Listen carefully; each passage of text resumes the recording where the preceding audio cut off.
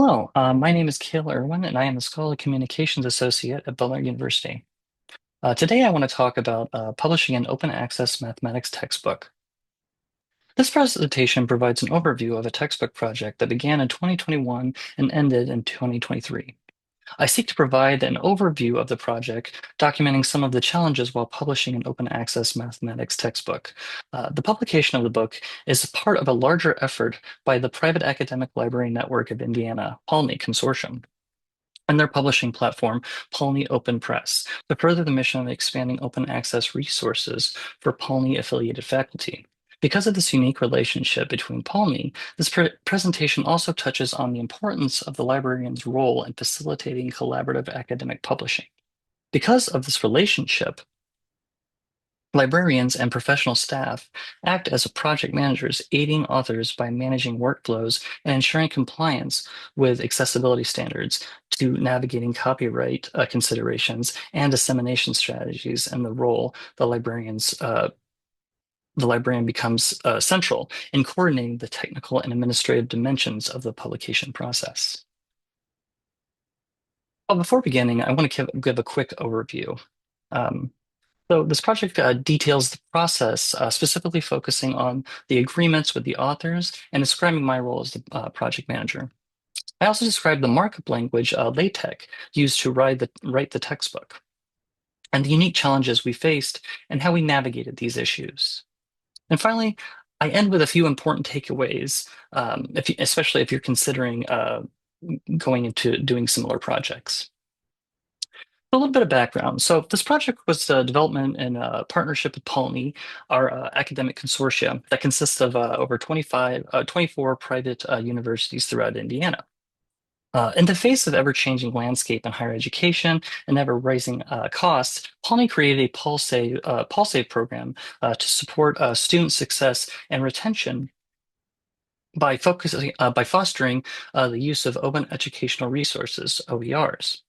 It provides collaborative resources and a framework for OER awareness, education, and engagement. In addition, it funds and supports faculty adoptions of affordable learning materials to enhance the teaching and learning missions of private higher education in Indiana. Supported by the Lilly Endowment, Polny's PalSave textbook creation grant program awards funding for up to a maximum of 5,000, with a cap of about $6,500 dollars per proposal to faculty members that are affiliated with Polny supported institutions. And we were lucky enough to be the first cohort between 2021 and 2023. Currently, Palisade is on its third cohort, which will be come out sometime this year, I believe.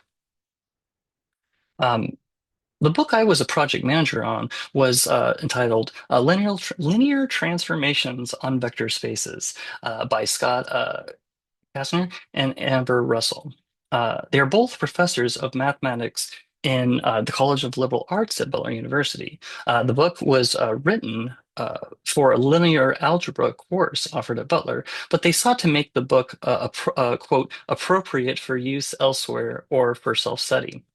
They also sought to provide a book that was, quote, meant to be read, and, quote, the tone conversational and sometimes a little bit silly. At times there is a unicorn theme, so don't be surprised to see pictures of them throughout the book. Yes, I said unicorns. Going over the agreements and the workflows, a part of this agreement for the publication was that the authors would sign an agreement with Polony that included important due dates, milestones, and firm deadlines. For example, authors had to have due dates for peer review. In our case, it was August 2022, with an expected turnaround for peer reviews in December of 2023. This aided in making sure we were meeting deadlines and milestones. Now, I will have to admit I was lucky to have Scott and Amber as the authors, as they had already been working on the book prior to applying to the Palisade program. So we were already ahead of schedule, essentially. Many of the early milestones were already met by virtue of their prior work. Still, even though we were ahead, the agreement still allowed for flexibility, allowing for contingencies like time constraints or other issues concerning peer review or even copy editing, which we'll kind of touch on a little bit later. My role as project manager was to facilitate and aid with any issues that might arise during the process, while acting as a liaison between Polny and the authors by holding monthly meetings with authors, fielding questions with Polny representatives, and providing progress reports. First, before going into some of the challenges faced by publishing this textbook, it's important to kind of describe what LaTeX is. So full disclosure, I did not work with LaTeX language either prior to this project or during this project. That was all on the part of Scott and Amber. I am no expert with coding, with this coding language, nor am I even remotely good at math. Um, but the textbook was published using the LaTeX uh, programming language. And it's an open source typesetting system commonly used to produce scientific and technical documents and reports.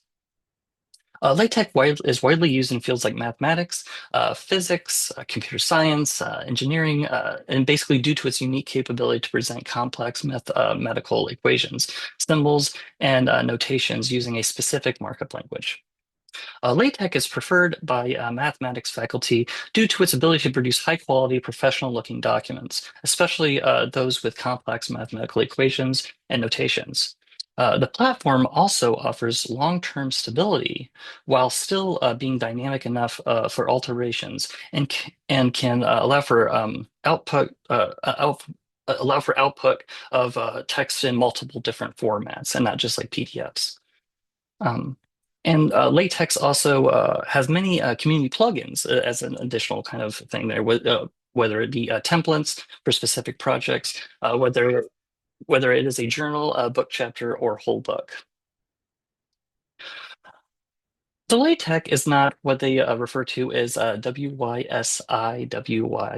Say that 5 times fast. But basically, is what you see is what you get, which stands, which meaning that the software that allows users to edit content in a way that closely resembles its final appearance. Think your Microsoft Words or your Google Docs. Instead, it relies on a markup language that looks something closer to HTML, sorry. Here's an example of a simple template loaded in TextShop, an editor and a previewer for Mac OS. So on the left side of the screen, this is an image of the markup language. It's really close to, some sort of programming language, right? To see the progress of this paper or to check for errors, you just compile your code through the typeset function within the program. So the image in the middle is the console where the code is compiled. It looks something similar to Python. And then on the right side is the typeset articles. This is what it would produce, given that there's no errors. So, for example, I gave an article example with my name and a date that is actually auto-generated.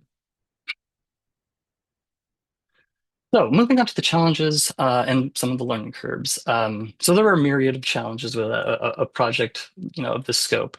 Um, and they range from what open access license to use, concerns over accessibility became a major component, the copy editing process, and of course the dissemination and long-term archival of the book. So one of the first issues was the issue of copyright. So the first issue concerned copyright and what license the authors wanted to attribute to the book. So initially, the authors wanted the book licensed as a CC 0 1.0 universal public domain dedication for the copyright status. This means that the book is under no copyright, meaning that the authors are waiving all their rights to the work. The authors wanted this license because they wanted it to be as open as possible and because they used a template that had the same license. They also wanted this license because the code itself was a part of the publication and they wanted students and other professors to be able to adopt and reconfigure the book for self-instruction and for the use in the classroom. Now, this designation raised concerns as the license was a little too broad, and after consulting with Polny representatives, I urged the authors to adopt a CC 4.0 international attribution. This license allows their names to be attached to the book while still allowing for the flexibility to remix, transform, and build upon the material for any purpose, commercial or otherwise. And I think they were fine with that, and it still kind of met what they were seeking and envisioning for this book. One of the bigger concerns that turned out to play a bigger role was some of the accessibility concerns. So all of the books published through PalSave use Pressbooks. Pressbooks is a wonderful open access platform for book publishing, especially for open educational textbooks. However, there is a limitation to Pressbooks, especially for mathematics textbooks, specifically those written in LaTeX. So importing LaTeX to Pressbooks can theoretically be done, but proves far too tedious without extensive review because the formatting is so precise. There are also several issues aside from formatting. For example, Pressbooks doesn't support all LaTeX packages, meaning that some portions of the files will not compile at all to all Pressbooks, meaning that this could result in, sections of text just not being converted over.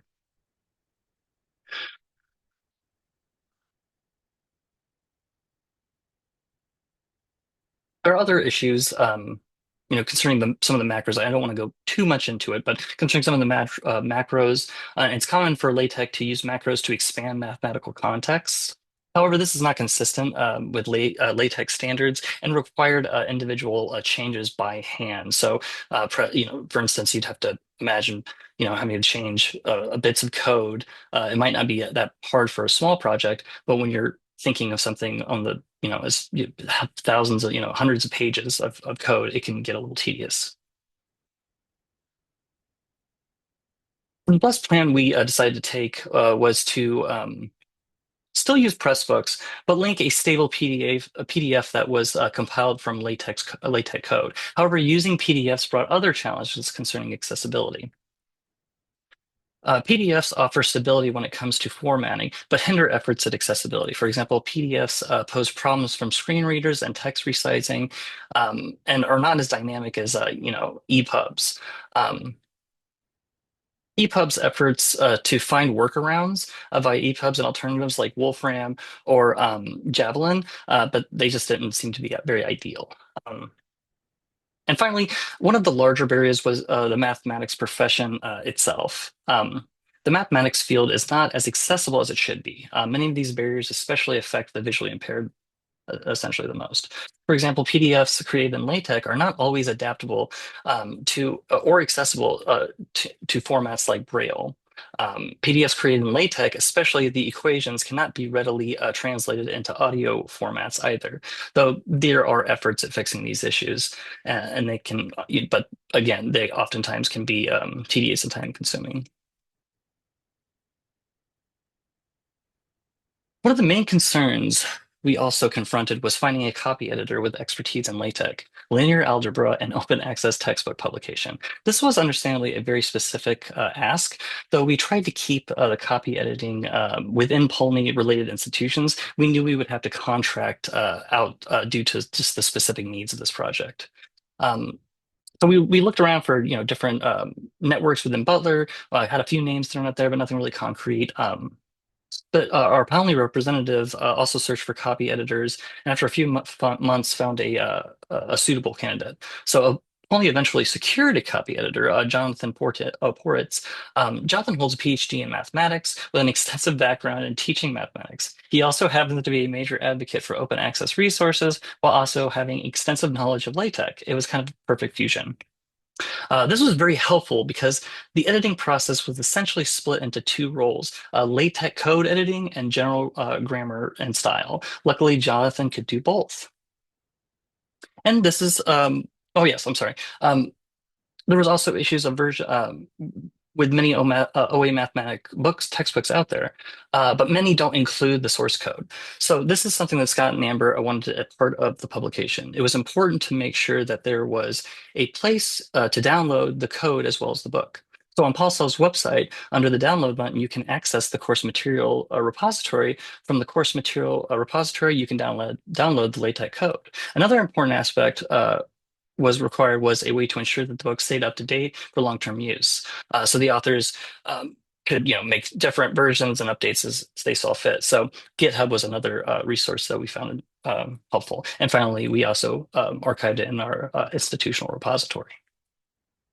And essentially, this is the result. It's a whopping 435 pages long, and the cover was even created by the authors using a linear transformation model. Don't ask me how they did it.